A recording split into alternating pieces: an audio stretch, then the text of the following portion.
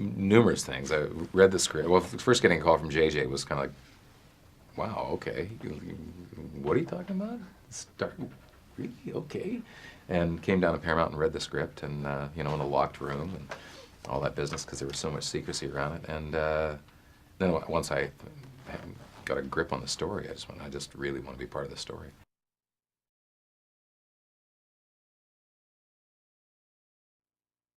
Well, Pike, this iteration of Pike, as distinct from Jeffrey Hunter's iteration, has a very different dilemma.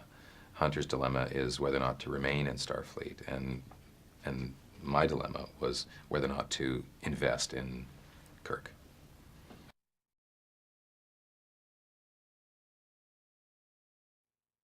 What I see in Kirk that's not apparent to Kirk is that his rebel streak and his bravado are actually masking a very quick mind and a very capable mind.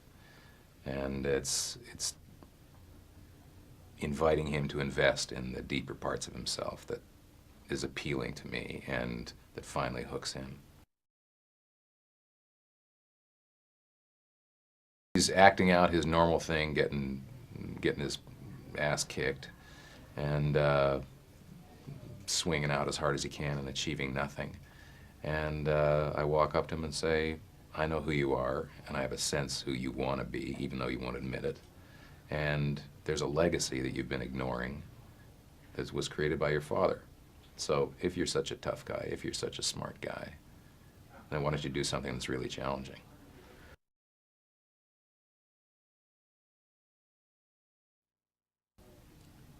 So much energy and humor and a sense of story and a visual style that's incomparable in my view. And he paid homage to the past in many, many ways that all kinds of Trekkies are going to be spending a long time parsing out and discovering, and also managed to take it into the future.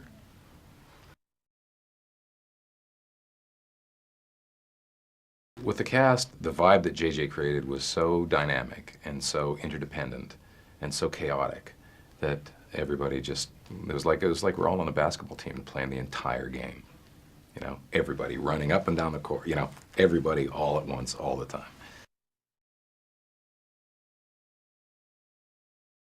Walking onto the set, onto the bridge of the Enterprise, which the minute you get on it, and in its three-dimensionality, you realize that ergonomically it's designed really well. It feels like a working bridge, and you kind of go, damn, how did they know that? How could the scale be so perfect, feel like it's way in the future, and it's huge, but it's human in scale in terms of the working environment. So you're sitting in the chair for the first time, it's like, wow, this really feels like the real thing.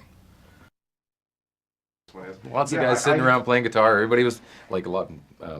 Anton plays, Chris plays, John plays a little, I play. So we just sat around playing, singing.